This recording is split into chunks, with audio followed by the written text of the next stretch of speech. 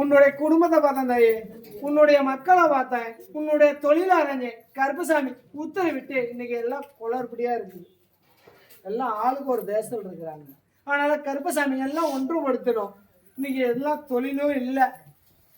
இன்னைக்கு வாங்கின கடனுக்கு பதில் சொல்ல முடியாத சூழ்நிலை, தேவையில்லாத விரைச்சல், மனசு நிம்மதி இல்லை.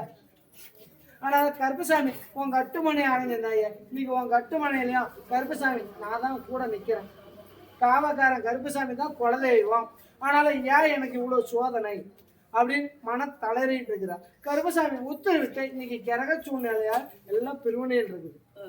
புரியுதா? கருப்பசாமி உத்தரவிட்டு எல்லாம் ஒன்றுபடுத்தி வச்சிடறேன். இன்னைக்கு தேவையில்லாத பங்கச்சொல்லு, விபச்சாரி பட்டமும் வாங்கியிருக்கணும். அதனால கருப்பசாமி யாருகிட்ட என்ன சொல்றது? இன்னைக்கு நான் பார்த்தாலும் கயிறு எடுத்துட்டேன், சாவலான்னு முடிவும் பண்ணியும் யாரோ ஒருத்தர் என்னை பிடிச்சி நிறுத்திட்டாங்க.